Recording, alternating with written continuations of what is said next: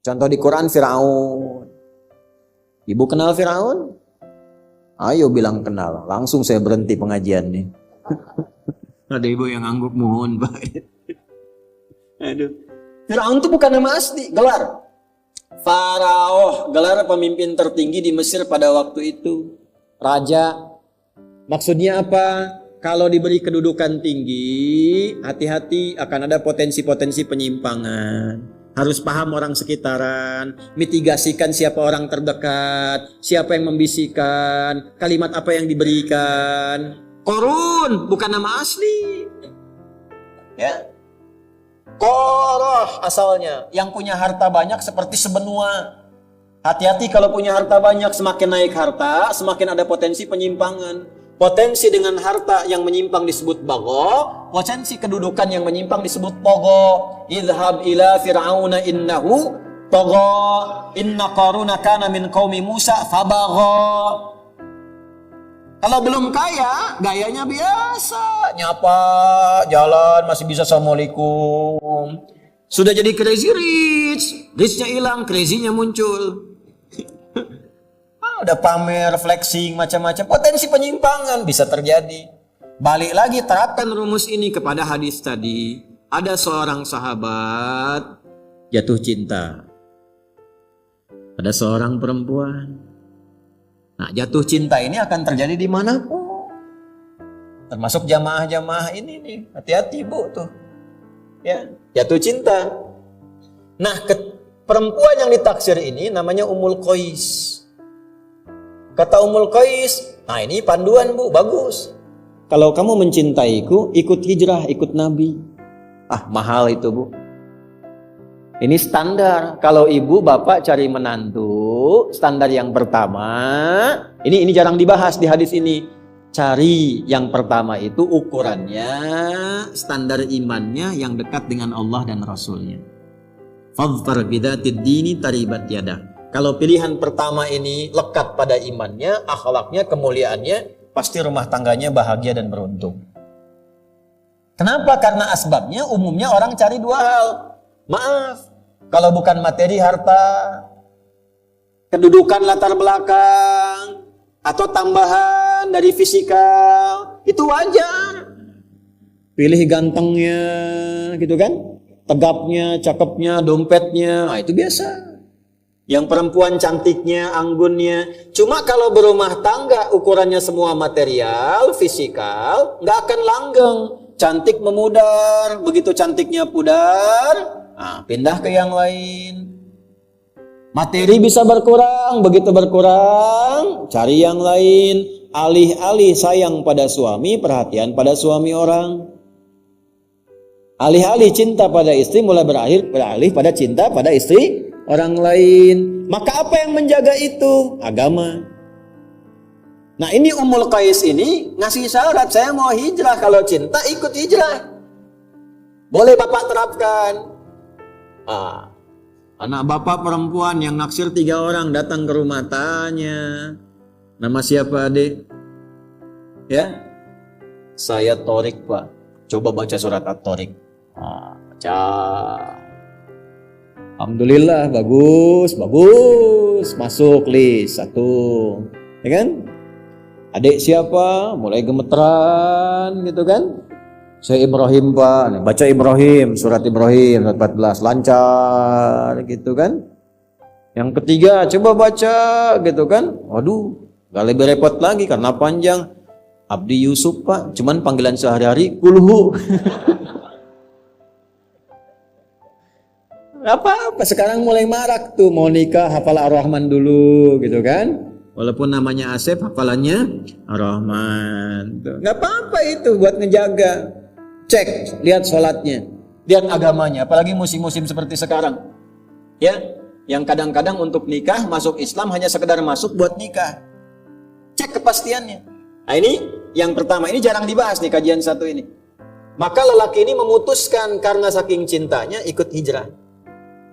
Pelajaran kedua, cinta itu kadang-kadang awas membutakan pikiran. Maka ditimbang. Jangan sampai nekat karena cinta orang tua dilanggar. Hati-hati itu. Diukur dulu, ini ukuran ikutnya benar enggak? Hijrahnya dengan siapa? Dengan Nabi Muhammad sallallahu alaihi wasallam. Oh, pasti benar, pasti baik, pasti bagus. Ya kan? Tapi tiba-tiba anak ibu perempuan ikut laki-laki, nggak jelas ikutnya kemana, tinggalkan orang tuanya. Kita hijrah, bukan hijrah itu mah diculik. Hati-hati ya, nggak ada kawin lari itu. Capek. Di mana-mana kawin tuh duduk, diam, ya. Penghulu kawin lari, capek. Gimana bisa lari itu sambil nikah sambil lari? Ya. Jangan sampai dilanggar. Yang rawat bapaknya, yang rawat ibunya, uangnya habis. Taat pada ibunya nggak ada, pada bapaknya tertinggal. Kok tiba-tiba bisa taat pada orang baru dikenal, akad aja belum? Oh, hati-hati. Dulu.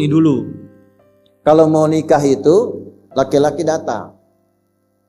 Ketemu bapaknya. Setelah ditanya semua macam-macam, nanti diberikan 40 hari waktu. Ini mematangkan diri, yang perempuan diajarkan oleh ibunya. Dalam masa menunggu itu si perempuan dikasih daun pacar. Kalau sekarang hina itu. Nah, proses menunggu itu disebut pacaran namanya. Ya. Proses menunggu disebut pacaran karena si perempuan dikasih daun pacar menunggu 40 hari sampai matang, diajarin sama ibunya. Ya, kayak pami jadi istri kieu, ini teh masak tes pada kieu, suami teh kieu. Dari awal diajarin, yang laki-laki mematangkan diri. Dari mencari nafkah, diajarkan jadi suami yang baik, ngaji yang benar. Begitu nikah, dari dulu coba lihat orang tua dulu. Kalau nikah teh awet. Karena dipakai. Sekarang konsepnya berubah. Yang disebut pacaran teh naik beca berdua. Seakan-akan beca milik berdua, tukang beca nggak ada, lewat sampai maung di situ hilang satu tuh.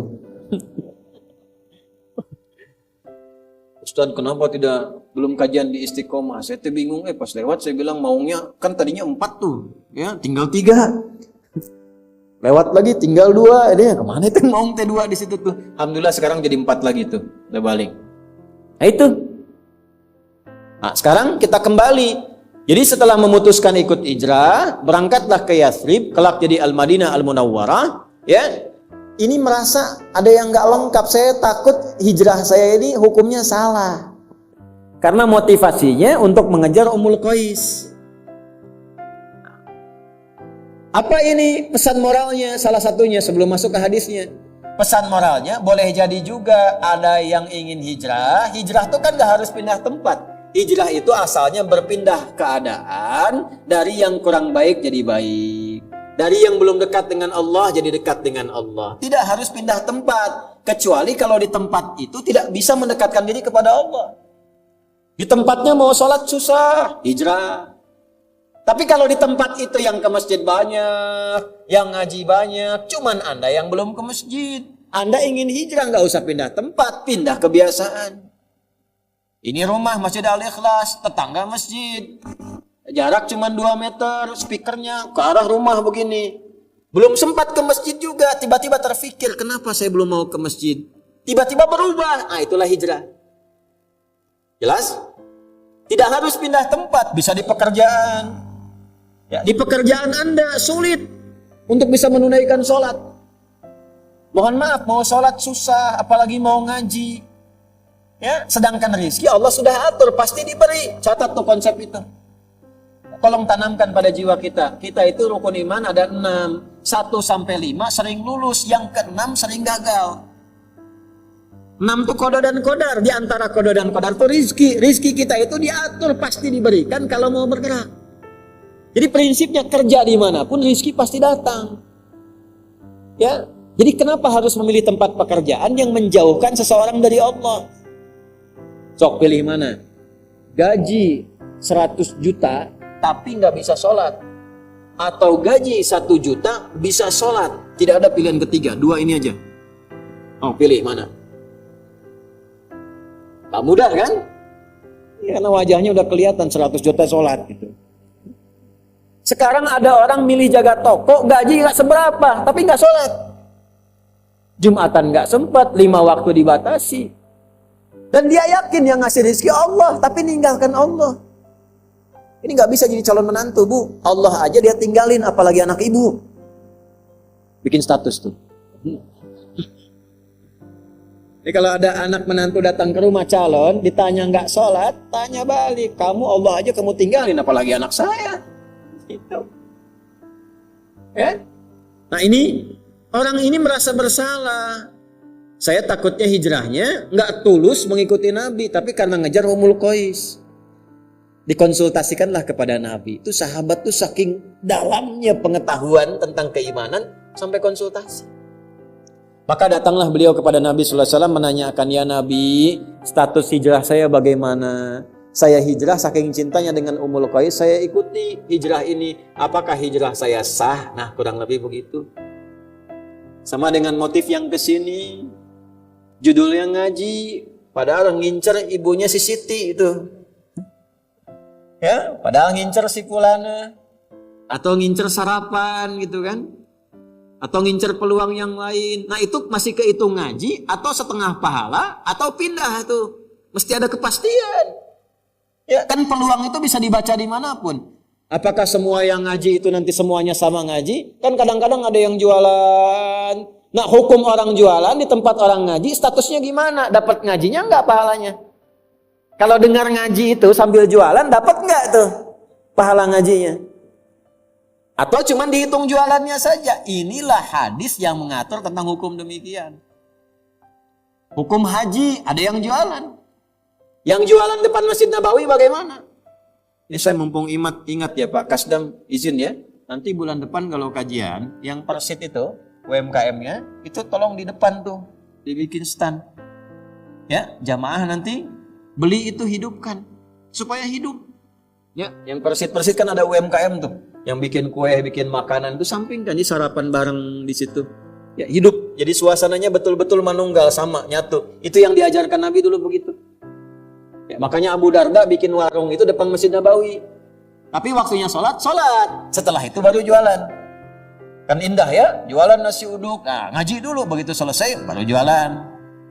Ya. Ini balik nih, bagaimana hukumnya seperti itu? Maka keluarlah kalimat Nabi yang tadi kita bacakan secara bersanad. Maka Nabi komennya begini. Qala Rasulullah sallallahu alaihi wasallam, "Innamal a'malu binniyat."